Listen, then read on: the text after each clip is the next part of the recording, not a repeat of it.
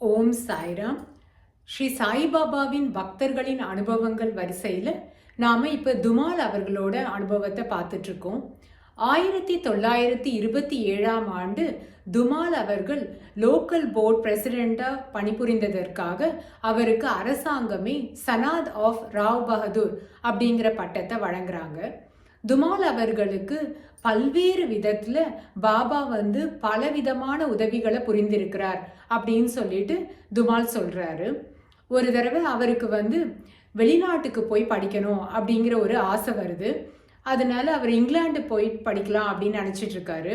இதை பற்றி அவரோட நெருங்கிய நண்பரான பூட்டி கிட்ட பேசும்போது பூட்டி அவர்கள் அவர் இங்கிலாந்தில் படிக்கிறதுக்கு எவ்வளவு செலவாகுமோ அந்த செலவை எல்லாம் தானே ஏற்கிறதாகவும் அவர் நாட்டில் இல்லாத பொழுது அவரோட குடும்பத்தினருக்கு தேவையான எல்லா பண உதவியையும் அவரே செய்கிறதாகவும் சொல்கிறாரு. இவங்க இதை பற்றியெல்லாம் பேசி முடிவு பண்ணதுக்கப்புறம் ஸ்ரீ சாய்பாபா கிட்ட போயிட்டு இதை பற்றி பேசலான்னு போகிறாங்க. அப்போ மாதவராவ் தேஷ்பாண்டே அவர்கள் ஸ்ரீ சாய்பாபா கிட்ட, பாபா பாவ் விலாயத் போலாமா அப்படின்னு கேட்குறாரு. விலாயத்துனா இங்கே இங்கிலாந்தை குறிப்பிடுது. பாபா எதுக்கு அப்படின்னு கேட்டாரு. இல்லை படிக்கிறதுக்காக, மேல் படிப்பு படிக்கலாம் இல்லையா அதுக்காக அப்படின்னு சொல்லி கேட்குறாரு. பாபா வேண்டாம், அவரோட இலாயத்தும் அவரோட விலாயத்தும் இங்கே தான் இருக்குது, விலாயத்தில் இல்லை, அதனால போக வேண்டாம் அப்படிங்கிறாரு. அதாவது இலாயத்துனா அவரோட இருப்பிடமும் அவரோட விலாயத்துனா அவரோட சொர்க்கமும் எல்லாமே இந்த நாட்டில் தான் இருக்குது, அவர் வேறு நாட்டுக்கு போக வேண்டிய அவசியம் இல்லை அப்படின்னு சொல்லிட்டு சொல்கிறாரு. இது எப்படி இருக்குன்னா நிறைய நேரம் நம்ம ரொம்ப யோசித்து பல திட்டங்களை தீட்டி ஒரு விஷயத்தை நம்ம முடிவு பண்ணுவோம். ஆனால் கடைசியில் அந்த விஷயத்தை நம்மளால் இம்ப்ளிமெண்ட் பண்ணவே முடியாமல் போயிடும் அந்த ஸ்கீமை. அந்த மாதிரி தான் இதுவும் நடந்தது. பாபாவுக்கு தெரியும் துமால்க்கு எது நல்லதுன்னு சொல்லிட்டு, அதனால பாபாவோட ஆணையை அவர் மீறாமல் அவர் வெளிநாட்டு பயணத்துக்கு எதுவுமே போகலை. இதுக்கப்புறம் 1912ஆம் ஆண்டு இவருக்கு ஒரு சர்ஜரி நடக்குது. அது ரொம்ப அபாயகரமான ஒரு ஆப்ரேஷன். குளோரோஃபார்ம் கொடுத்து தான் செய்ய வேண்டியதாக இருந்தது. இவர் அந்த ஆப்ரேஷன் அந்த பெட்டில் படுத்துட்டு இருக்காரு. அப்போ இவருக்கு குளோரோஃபார்ம் கொடுக்குறாங்க. அந்த மயக்க மருந்து இவர் உடம்புல ஏறி அந்த மயக்கம் வர்றதுக்கு முன்னாடியே இவரோட பெட்டுக்கு பக்கத்துலேயே ஒரு சேர்ல ஸ்ரீ சாய்பாபா உட்காந்துருக்கிறத இவர் பார்க்குறாரு. பார்த்த உடனே இவருக்கு ரொம்ப நம்பிக்கையாயிடுது, நமக்கு இந்த ஆப்ரேஷன் நல்லபடியாக தான் நடக்கும், ஏன்னா பாபாவே நம்மளோட இங்கே உட்காந்துட்ருக்காரு அப்படின்னு. அதுக்கேற்ற மாதிரி அந்த சர்ஜரி ரொம்ப நல்லபடியாக முடிஞ்சு ரொம்ப சக்ஸஸ்ஃபுல்லாக அவர் உடல் தேறி வராரு. 1915ஆம் ஆண்டு நாசிக்கோட பப்ளிக் ப்ராசிக்யூட்டராக இவருக்கு ஒரு வேலை வருது, வாய்ப்பு வருது. அப்போ இவர் இதை பற்றி முடிவு பண்ணி சொல்கிறதுக்கு 2 நாள் அவகாசம் கேட்டுட்டு உடனே ஸ்ரீ சாய்பாபா அவர்களுக்கு கடிதம் எழுதி போடுறாரு. பாபா கிட்டேருந்து உடனே ரிப்ளை வருது, நீ இப்போ இருக்கிற வேலையே கண்டினியூ பண்ணு, இந்த புது வேலைக்கு நீ போக வேண்டாம், அது உனக்கு தேவையில்லை அப்படின்னு சொல்லிட்டு உடனே அவர் அந்த பப்ளிக் ப்ராசிக்யூட்டர் வேலையை நிராகரிச்சுட்டு அவர் ஆல்ரெடி பண்ணிட்டு இருக்க வேலையை அவர் தொடர்ந்து பண்ணுறாரு. 1918ஆம் ஆண்டு ஷீரடி, நாசிக் எல்லா இடத்துலையும் ஒரு காய்ச்சல் பரவிட்டு இருந்தது. இதனால நிறைய பேர் பாதிக்கப்பட்டிருந்தாங்க. அப்போ இவரோட சகோதரரோட குடும்பம் பூனால இருந்தது, இவர் நாசிக்ல வசிச்சுட்டு இருந்தாரு. அப்போ இவருக்கு ஒரு டெலிகிராம் வருது, இந்த மாதிரி இவங்க சகோதரரோட மனைவி இந்த காய்ச்சலால் கடுமையாக பாதிக்கப்பட்டிருக்காங்க, அதனால உடனே கிளம்பி வர மாதிரி வரும்படி கேட்டிருந்தாங்க அந்த கடிதத்தில். உடனே இவர் ஒரு 80 ரூபாயை அவர் பாக்கெட்டில் எடுத்துக்கிட்டு போயிட்டு வர செலவுக்கு, அப்புறம் அங்கே ஏதாவது செலவு இருந்ததுன்னா அதுக்கெல்லாம் உபயோகமாக இருக்கும் அப்படின்னு எடுத்துகிட்டு கிளம்புறாரு. போகிற வழியில் ஷிரடியில் நிறுத்தி பாபாவோட ஆசீர்வாதத்தையும் பெற்றுட்டு பாபா கிட்டே இருந்து அந்த பேஷண்ட்டுக்காக உதி பிரசாதத்தையும் வாங்கிட்டு போகலாம் அப்படின்னு ஷிரடிக்கு வராரு. ஸ்ரீ சாய்பாபா கிட்ட இவர் போகிறதுக்காக அனுமதி கேட்குறாரு. ஆனால் பாபா இவருக்கு அனுமதியே கொடுக்கல. இவர் ரொம்ப கெஞ்சி கேட்குறாரு, பாபா நான் போகணும் அப்படின்னு. அப்போ ஒரு ராஜா ஒரு பிரஜை கிட்ட சொல்கிற மாதிரி அதை அப்புறமா பார்க்கலாம் அப்படின்னு சொல்லிடுறாரு. இதே மாதிரி 3 நாட்கள் வந்து கழிஞ்சு போகுது. ஆனா இவருக்கு போகிறதுக்கான அனுமதியை பாபா கொடுக்கவே இல்லை. 3வது நாள் வந்து அங்கே இருந்து தந்தி வருது, பூனால இருந்து அவங்க சகோதரரோட மனைவி இறந்துட்டாங்க அப்படின்னு சொல்லிட்டு. அப்பதான் துமாலுக்கு தெரியுது பாபாவுக்கு அங்க என்ன நடக்க போகுது அவங்களுக்கு அப்படிங்கிறது அவருக்கு முன்கூட்டியே தெரியும். அதனால பாபா வந்து இவரை வந்து அனுப்பாம அவங்க இறந்ததுக்கு அப்புறம் இவங்க போட்டோம் அப்படிங்கிறதுக்காகவே இவரை இங்கேயே தங்க வச்சுட்டாரு அப்படிங்கிறத புரிஞ்சுக்கிட்டாரு.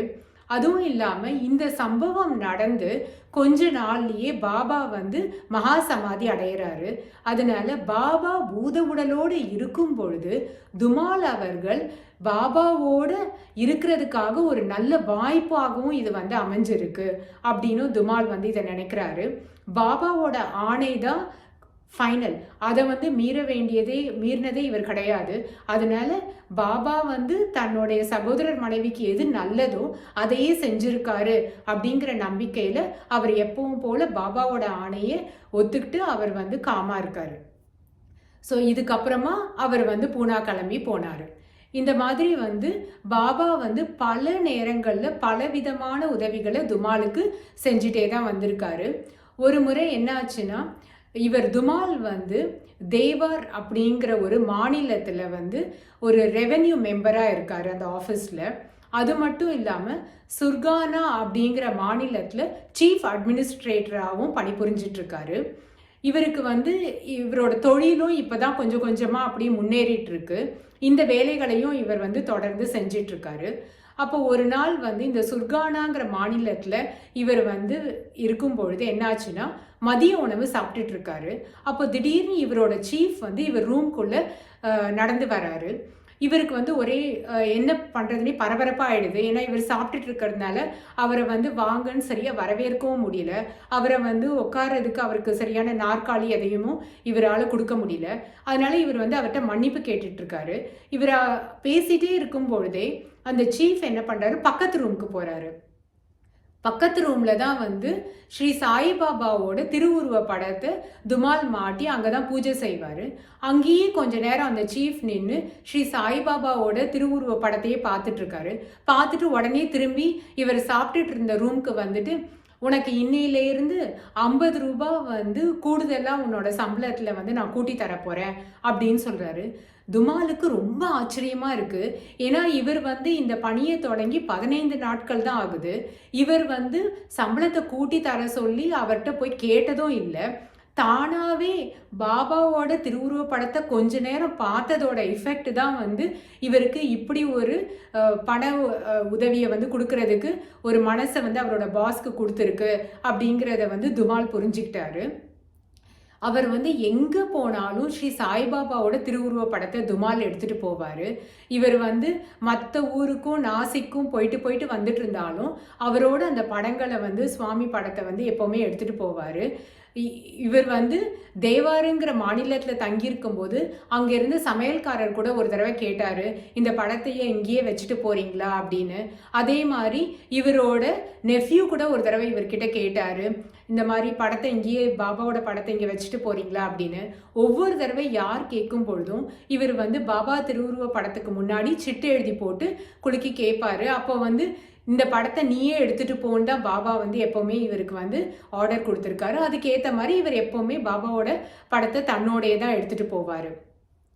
ஸோ இந்த மாதிரி வந்து இவரோட பூஜை முறைகள் அப்படின்னு சொல்லி நம்ம பார்த்தோம்னாக்கா, இவர் வந்து பாபாவோட திருவுருவ படத்தை வச்சு பூஜை செஞ்சுட்டு இருந்தார். அப்புறம் கலர் ஃபோட்டோஸ், பெயிண்டட் ஃபோட்டோஸ், பிக்சர்ஸ்லாம் வந்ததுக்கப்புறம் அந்த ஃபோட்டோஸ்லாம் வச்சு அவர் வந்து பூஜை செஞ்சிட்டு இருந்தார். இவருக்கு வந்து ஒரு படம் வந்து ரொம்ப பிடிக்கும். அது வந்து இன்ஃபேக்ட் ராதாகிருஷ்ண ஆயிக்கிட்ட கூட அவருக்கு வந்து அந்த படத்தை கொடுக்கறதுக்கு வந்து மனசு வரல. ஏன்னா அவ்வளோ இவருக்கு அந்த படம் பிடிக்கும். அந்த படத்தில் வந்து பாபா வந்து நின்ற கோலத்தில் இருப்பார்.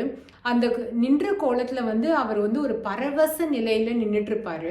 அந்த படத்தை பார்க்கும் போதெல்லாம் துமாலுக்கு என்ன தோணும்னா, ஒரு தடவை பாபா அவர்கிட்ட சொல்கிறார் இல்லையா, நான் இரவு முழுக்க தூங்காமல் உன்னையே நினச்சிட்டு இருந்தேன்னு. அந்த வாக்கியங்கள் தான் இந்த படத்தை பார்க்கும்போது அவருக்கு எப்போவுமே ஞாபகம் வருமா. இந்த படத்தை வந்து இவர் ராதாகிருஷ்ணா ஐயம்மா வீட்டிலேருந்து எடுத்துக்கிட்டு இவர் வந்து வெளியில மசூதி பக்கம் இப்படி வராரு. வரும்போது பார்த்தா பாபா வந்து அங்கே நின்றுட்டு இருக்காரு. அங்கே நின்றுட்டு இருந்த பாபா வந்து இவரை கேட்குறாரு, என்னது அது உன்னோட கையில் அப்படின்னு சொல்லிட்டு.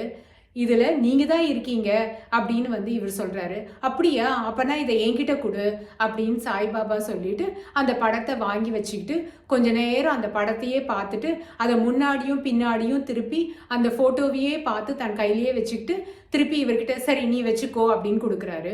இவருக்கு ரொம்ப சந்தோஷமா ஆகுது. இது வந்து பாபா கிட்ட இருந்து கிடைச்ச ஒரு பர்சனல் கிஃப்டாவே இவர் வந்து நினைக்கிறாரு. ஏன்னா இந்த படத்தை வந்து பாபா கைப்படணும், அவரோட ஆசிர்வாதத்தோட இந்த படத்தை நம்ம வச்சுக்கணும்னு அவர் நினைச்சிட்டு இருந்தாரு. இவரோட ஆசையை பூர்த்தி பண்ற விதமா பாபாவே இந்த போட்டோவை வாங்கி அவரே ஆசிர்வாதம் பண்ணி இவர் துமாலுக்கு கொடுத்தாரு. இந்த மாதிரி துமாலோட இன்னும் சில எக்ஸ்பீரியன்ஸஸை நாம் அடுத்த எபிசோடில் பார்க்கலாம். ஓ